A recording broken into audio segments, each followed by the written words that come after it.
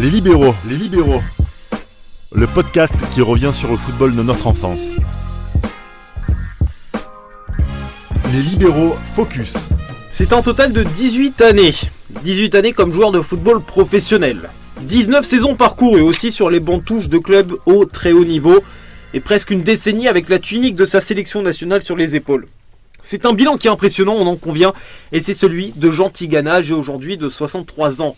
Le natif de Bamako arrive à Marseille avec ses parents à l'âge de 3 ans et ce qu'on appelle un grand monsieur dans le monde du football. Passé par Toulon, Lyon, Bordeaux puis Marseille comme joueur, ce milieu de terrain à la technique hors norme est également devenu un entraîneur pour le moins singulier. Un entraîneur qui d'ailleurs en 1995 avouait qu'il allait mourir avec ses idées. Est-ce que ces idées finalement n'ont pas un petit peu enterré le coach Ben ? J'en ai aucune idée. Franchement, sur Jean Tigana, j'ai regardé sa carrière d'entraîneur avec le plus grand recul. Je l'ai vu à Fulham, effectivement. Sa carrière en Ligue 1, je l'ai regardé de loin. Tout ce que je peux te dire sur lui, c'est que, quitte à mourir avec... Il n'a pas eu le temps de mourir avec ses idées parce qu'il n'a pas... Comment dire ? Il est déjà mort. Hein. En tant que coach, il n'a pas pu bénéficier des mêmes chances que certains autres coachs, si tu vois ce que je veux dire. Moi, là est mon problème avec Jean Tigana. C'est que je ne peux pas vraiment dire qu'il meurt avec ses idées ou il vit avec ses idées parce qu'il n'a pas vraiment eu les mêmes opportunités que d'autres entraîneurs qui ont plus ou moins de succès que lui. Là est mon problème avec Jean Tigana. Problème. Ouais, bon après, Jean Tigana, moi j'ai un avis assez nuancé par rapport à Jean Tigana, dans le sens où il s'est révélé justement à Lyon en tant que coach. Il a fait une très bonne saison, il me semble, 95 avec Lyon. Et après, il va à Monaco, justement, où, quand même, 2 années après, il arrive à gagner le championnat de France avec une très belle équipe, notamment Thierry Henry, Sonny Anderson, notamment, Victor Ikpeba. Mais après, bon, il a été limogé, justement, lors de la saison 98-99. Et après, ce qu'il a fait à Fulham aussi, c'est grand, c'est très très grand ce qu'il a fait à Fulham. Parce qu'il me semble que c'est le premier entraîneur français à prendre une équipe en 2e division et à la faire monter. Et l'année d'après, ils se maintiennent avec brio justement en première division. Donc c'est vraiment un entraîneur respectable. Mais malheureusement, on est dans une société où on se rappelle surtout des échecs que des accomplissements. Et moi justement, je garde en tête justement son dernier passage à Bordeaux, qui a été un échec cuisant. Et malheureusement, c'est vrai qu'il succède à Laurent Blanc qui a fait un excellent boulot. Mais malheureusement, la mayonnaise ne prend pas. Et malheureusement, moi, je reste vraiment sur cet échec-là. Pour ça, j'arrive vraiment pas à situer Jean Tigana parmi les meilleurs coachs français qu'on a eu, quoi. Il est dur à classer, quoi, Mais c'est respectable, comme ce qu'il a fait. Son parcours est vraiment respectable. Des titres qu'il a gagnés avec Monaco. Il est avec Fulham aussi en 2e division. Je pense qu'il a réussi aussi à révéler pas mal de joueurs. Je pense que Jean Tigana a eu cette particularité-là. Mais malheureusement, je garde malheureusement en tête son échec à Bordeaux qui était assez cuisant vu de l'équipe quand même qu'il avait, quoi. Tate. Après, c'est générationnel. C'est-à-dire que Jean Tigana, avec son compère au milieu de terrain en équipe de France dans les années 80, Luis Fernandez, à la fin des années 90, ce sont, en termes d'entraîneur de club, avec Giroud, c'est les deux plus grands coachs français. Donc à la fin des années 90, après, bon, Johan parle de Bordeaux, c'était en 2010. Bon, en 2010, c'est une autre génération, c'est d'autres joueurs. Et c'était le Bordeaux post-Laurent Blanc. Alors, justement, je te coupe parce que en préparant l'émission, je me replonge aussi un petit peu là-dedans et je découvre des biais d'humeur de certains éditorialistes, dont Bruno Roger Petit, qui sur son blog avait écrit à l'époque que c'était l'un des derniers entraîneurs qui restait un petit peu dans la sauce baby-foot, jeu de cartes. C'était vraiment des coachs à l'ancienne qui savaient pas trop comment s'y prendre avec les gamins des années 2010. Ouais. Il l'a vu, je pense que oui. Il l'a vu à Bordeaux, parce qu'à Bordeaux, il y avait une phrase terrible à son compte, c'est que Ouaillan, il disait que moi j'ai formé et entraîné des joueurs comme Thierry Henry et Trezeguet, et que les jeunes aujourd'hui sont plus réceptifs. Il le disait souvent Ouaillan. Donc il y avait vraiment, il arrive en 2010, c'est 10 ans, 13 ans après Monaco. Ouais. C'est vraiment une autre génération de joueurs. En plus, post-Laurent Blanc, c'est-à-dire que les garçons à Bordeaux, ils étaient amorphes. Donc il fallait vraiment une autre essor psychologique. Et Tigana, il vient, c'est hygiène de vie, c'est la... Puis la génération, les jeunes de Bordeaux qui arrivent à ce moment-là, c'est pas le même niveau non plus que les jeunes qu'il y avait à Monaco. C'est pas le même niveau, et c'est pas que au niveau technique, c'est au niveau mental. Mental, de détermination, À l'époque, je sais plus, c'était les Pierre Ducasse. On parle de cette génération-là. Gabriel Aubertan. Il était déjà parti, Aubertan. Il était déjà parti. En 2009. Je dis pas de bêtises. Mais c'est cette génération-là, quoi. C'est la génération 87, 88, 89. Pierre Ducasse, Ouais, c'est vrai que je pense qu'il y a un aspect choc générationnel qui a fait qu'il s'est cassé les dents à Bordeaux. Je pense que c'est surtout ça, l'aspect générationnel qui a fait que ça n'a pas marché. Je pense surtout en France, c'est un gros problème. Si vraiment le management n'est pas en totale adéquation justement avec la génération justement qui est en place dans telle ou telle équipe, malheureusement ça ne peut pas prendre. Et en équipe de France, on a vu justement ce choc générationnel qui s'est très mal passé entre la génération Thierry Henry entre guillemets et la génération Benzema. Il y a eu des guerres internes justement à ce niveau-là qui illustrent justement le fait que si malheureusement en termes de management on n'arrive pas à s'adapter justement à la génération de joueurs qu'on a, ça peut pas marcher. Reprenons quand même un petit peu ce que Tigana voulait instaurer dans ses équipes, le style de jeu qu'il voulait avoir. Tigana, c'était singulier quand même, c'était particulier, il imposait des choses, un style, une rigueur qu'on voyait très rarement et qu'aujourd'hui visiblement ça ne peut absolument pas passer. Ça passe plus. Les vidéos, ça passe plus. Les vidéos, la rigueur, l'hygiène de vie, ça passe plus. Mais avant Bordeaux, dans les années 90, je tiens à insister, c'était l'un des meilleurs coachs français. Il a eu des résultats partout où il est passé. Même à Fulham, le projet Fulham, c'était un gros projet avec Al Fayed. C'était voulait en faire le Fulham Manchester United à l'époque, le milliardaire. C'est les premiers milliardaires justement qui étaient avant il voulait vraiment faire une place forte Fulham dans le foot anglais. Et il avait investi, c'était un très gros projet. Il a pris le risque d'aller en Championship, record de points Championship, avec 101 points. Il a donc même à Beşiktaş, partout où il est passé, il a des résultats. Bon, après, entre Beşiktaş 2007, déjà il y a une cassure en termes d'image. Après Fulham, il y a une cassure déjà en termes d'image, parce qu'il y a le procès avec Al Fayed, qui lui soupçonnait derrière son dos des transferts onéreux et de prendre des coms avec son agent. Donc le transfert de Marley qui avait coûté énormément d'argent, donc ils ont reproché ça. C'est 18 millions, il me semble. Ça lui avait coûté, d'après lui aussi, sa place en équipe de France en 2004, parce que c'était un procès qui avait vraiment terni son image. Donc il y avait ça. Donc ça lui a pris une cassure en termes de, parce qu'il a pris un an après pour retrouver un club à Beşiktaş.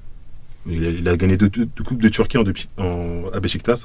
Ensuite Bordeaux, et là Bordeaux c'était le club de trop. Mais au-delà de son palmarès, moi j'ai l'impression, plus le temps va passer, plus Tigana va cristalliser une autre question. C'est la question des entraîneurs noirs. C'est un sujet dont on va parler. Ça fait l'objet d'une partie entière dans cette émission. Mais je pense que c'est plus le temps va passer et moins on va parler des accomplissements de Tigana et plus comme le précurseur de celui qui a ouvert la question des entraîneurs noirs. C'est vrai. On en reparlera tout à l'heure, je te le promets. Je vais pas évincer une grosse partie de l'émission parce que c'est un sujet qui Non mais reste, on parlera de Manchester quand même, t'inquiète pas. Mais on va avoir une petite place. Mais depuis quasiment 10 minutes qu'on parle de Jean Tigana, on parle énormément de Bordeaux. Ça me dérange un petit peu. Parce que c'est plus récent. Peut-être parce que c'est le plus récent, mais peut-être parce que c'est son seul échec. Et peut-être seul échec. Quand je vous dis seul échec, c'est seul échec notable, cuisant, parce qu'il démissionne en fin de saison, parce qu'il a le plus mauvais bilan de Bordeaux sur les 37 dernières années, alors que il y en a eu des entraîneurs qui sont passés avec des mauvais bilans. 12 victoires en 38 matchs, toutes compétitions confondues. C'était quand même très très mauvais pour lui, sachant qu'avant à Lyon, il est champion, il est passé par Monaco, Fulham, Beşiktaş, où il a gagné des titres. Là on le voit arriver à Bordeaux, il gagne rien, il part avec un très mauvais bilan. Et même si c'est plus récent, en fait, c'est ce bilan-là qui reste avec Tigana entraîneur. Surtout, ce qui fait mal à Bordeaux, c'est que d'habitude, Tigana, partout où il passe, il révèle des joueurs. Soit il les révèle, soit il les forme, entre guillemets. Et à Bordeaux, il n'a rien laissé. Donc à Lyon, il a laissé... donc il a révélé ou formé... quand je dis révélé, c'est-à-dire au haut niveau... Mais c'est lui qui a fait jouer en première équipe. Exactement. Des joueurs comme Giuli, Ngoti... Bardon aussi. Bardon, Florian Maurice... À Monaco, Thierry Henry, David Trezeguet, Christian Val. Le socle de 2000 en fait, c'est lui qui l'a créé. À Fulham, pareil, Louis Saha, Steve Finan. Partout où il est passé, il a laissé Il a laissé ça, mais à Bordeaux, il n'a absolument rien laissé.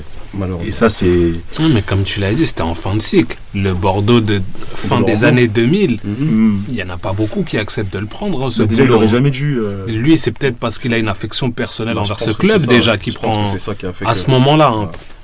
qui prend le club à ce moment-là. L'équipe, c'est une équipe casse-gueule. C'est un peu comme l'Inter quand Mourinho il s'en va, quoi. Les Ouais. gars, ils sont lessivés, ils se sont concentrés sur un autre projet pendant un certain temps. C'est vrai. Puis il allait faire Gourcuff au début de l'année. Je pars Oui, pas, ouais. je pars pas, et au final, il apprend dans C'était son dos qu'il part à compliqué Lyon. aussi pour Tigana. C'est vrai qu'il perd, c'est vrai qu'il a perdu pas mal de joueurs cette année. Mais c'est comme on l'a dit, c'était vraiment la fin d'une génération. Ouais. Et en général, si à la fin d'une génération, t'arrives pas, déjà en termes de recrutement, de pouvoir payer les absences ou les baisses justement de forme de tel ou tel joueur, tu fonces droit dans le mur. Concrètement, c'est ça. Et je pense que, comme on en parlait de Puel tout à l'heure, je pense que Tigana, il a plus ou moins vécu la même chose, je pense. Et ouais. Malheureusement, comme j'ai dit, on est dans une société où on se rappelle plus des échecs que des accomplissements, que des réussites. Malheureusement, ce qui va rester, en tout cas me concernant par rapport à Tigana, malgré tout ce qu'il a fait en tant que coach et en tant que joueur, malheureusement, c'est cet échec à Bordeaux. Toi aussi, Toté? Comme Luis Fernandez, Paris m'a tué, son club de cœur. Bordeaux l'a tué, son club de cœur. Voilà. Merci, poète. Ben, Fulham, moi je garde toi, c'est Fulham. ouais. Donc, toi, du coup, c'est une vraie victoire, c'est un vrai accomplissement Ouais, que tu retiens pour franchement, Tigana. Ça m'a marqué. Un coach qui, en Angleterre, comme ça, en D2, ce type de risque et réussir directement, ça m'a marqué. Donc, son passage à Fulham. Et j'ai kiffé Louis Saha en plus. Championship 2001, Intertoto 2002. Ouais. C'est qu'il y a aussi cette Coupe d'Europe Bien qui sûr. n'existe plus. Mais pour Mais- Fulham, c'est... Ça reste une Coupe c'est d'Europe. Et quand on extraordinaire, voit le vécu européen de Fulham durant toute l'existence de ce club, Le vécu de Fulham tout court. c'est supporters de Manchester United qui parlent, vous l'aurez bien compris mes chers amis en écoutant cette émission. Mais Tigana fait quand même de très très belles choses avant d'aller s'enterrer Ouais.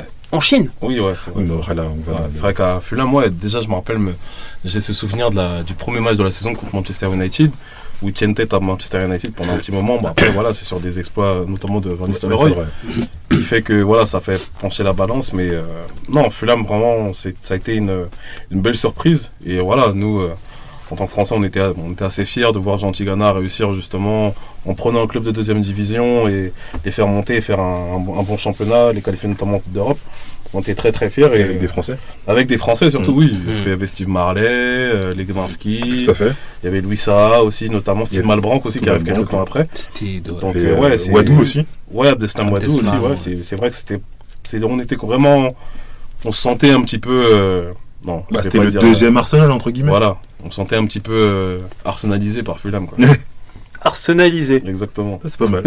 Ouais, on la note celle-ci, Ouais, on la ouais. note. On va dire de côté. Arsenalisé. C'est ça. Par contre, l'équipe de France, il n'aura pas réussi à l'arsenaliser.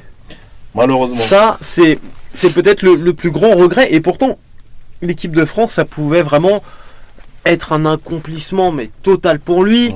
Je vous le disais hein, dans l'introduction, il a porté la tunique de l'équipe de France entre 80 et 88, donc 8 années en sélection. Et il disait aussi, donc dans un entretien qu'il avait accordé à l'Humanité, que son inspiration comme entraîneur, c'était Aimé Jacquet. Qu'il apprenait absolument tout, ou presque, d'Aimé Jacquet. Que la prise de notes au cours des séances, tout noté, tout reporté, c'était Aimé Jacquet. Qu'il allait faire des entretiens individuels, c'était Aimé Jacquet. Bref, son travail tactique, travail de management aussi, il vient d'Aimé Jacquet, mais ce qui lui manque, c'est la sélection qu'Aimé Jacquet a eue. C'est vrai que ça a été un gros regret pour lui, notamment qu'il a évoqué ces problèmes de racisme justement à ce niveau-là par rapport au choix qui a motivé la fédération française. Bon, moi je suis pas un fervent admirateur de genre de plainte, on va dire, Vraiment. mais c'est vrai qu'on peut se poser des questions à ce niveau-là. Mais bon. On revient sur les différents moments où il aurait pu prendre l'équipe de France. Ouais. On a déjà l'an 2000. Qu'est-ce qui se passe en l'an 2000 En 2000. 2000, en tout cas pour la période 2000. Là où il y a donc Après l'après-Euro et en 2000, il y a une première fenêtre de tir, première ouverture pour récupérer les Bleus. Finalement, il les prend pas. Qu'est-ce qui se passe à ce moment-là, messieurs? C'est sur 2004. dont j'ai le souvenir, c'est 2004, après Bah, l'Euro. on va commencer par 2004 alors. Pas 2004, ouais. Donc après l'Euro, on sait déjà que Jacques Santini va signer à Tottenham en 2004. Et donc après l'Euro 2004, il y a ce débat de qui va reprendre l'équipe de France. Donc il était en balance au début avec Laurent Blanc. Donc il y avait la moitié à la FFF qui était pro Tigana et la moitié qui était pro Laurent Blanc. Mais le souci, c'est que il avait des affaires avec Al Fayed par rapport aux commissions qu'il aurait touchées. D'ailleurs, il a été innocenté après ça. Donc Al Fayed il a été blanchi. il a été blanchi. Ouais. Ouais. Il aurait été il a peut-être pour certains être blanchi, dû être blanchi jusqu'au bout. Mais il y avait ça. Ça passe comme ça. Ben vient de toucher la signification du petit jeu de mots, pour une fois très subtil. C'était pour lui en plus. Mais donc certains disent qu'à la FFF. Effet Michael Jackson, si tu veux aller au bout de ta blague. Oui. T'osais pas la faire, je la fais à ta place. On est complémentaires pour ça. Voilà, comme ça on est allé au bout de cette bêtise. Exactement. Allez, poursuis. Donc j'ai perdu un peu le fil. Je disais qu'à la FFF, il y avait donc les deux parties. Donc il était bien sûr. J'ai perdu le fil, pardon. Pro Tigana. Il y avait pro Tigana, pro Laurent Blanc. Voilà. En plus, il y avait Platini, son ami, derrière lui. Et au final, comme ils n'arrivent pas à se départager, Jacquet a pris la décision. Bon, on prend Domenech, on met Domenech. Voilà.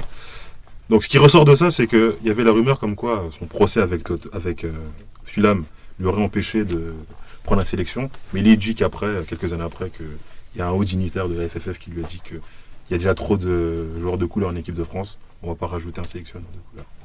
Donc là, c'était vraiment 2004 où il aurait pu... Voilà, c'est les deux versions. Il y a le côté de l'ancienne présidence avec Claude Simonet. C'est ça. Et d'ailleurs, il me semble même que c'était au cours d'un dîner que Claude Simonet lui-même aurait déclaré ça. Ouais. Que il y avait déjà trop de joueurs de couleur, donc rajouter un sélectionneur. Il y en a connu depuis 30 ans. Voilà. Donc si c'est vrai, naturellement, c'est regrettable. C'est plus que regrettable, parce que ce serait un cas de racisme absolument avéré. Ouais, tout à fait. Et il y a une version plutôt officielle que tout le monde connaît et qui reste dans les mémoires, c'est qu'il a été écarté de la course à la sélection justement à cause de commissions versées à l'époque à Richard Bettoni, qui était un agent plus ou moins officiel, mais qui était surtout l'un de ses compères quand lui-même était devenu un petit peu agent par moment. Donc, et ce qui est dommage, c'est que dans les deux cas, la version officielle comme officieuse, on parle pas de terrain, on parle pas de ses qualités d'entraîneur ou de ce qui lui manque en tant qu'entraîneur. On parle de deux choses vraiment autour, quoi. Un procès et une potentielle histoire de racisme ou pas. Malheureusement, c'est ce qui arrive souvent, je sais pas, c'est pareil dans les autres pays, mais c'est ce qui arrive souvent en France, qu'on veut écarter quelqu'un justement de telle ou telle opportunité. Malheureusement, on n'évoque pas ses capacités, on va dire ses soft et hard skills, on va dire. Mais on évoque surtout peut-être les casseroles qui peuvent traîner dans telle ou telle affaire.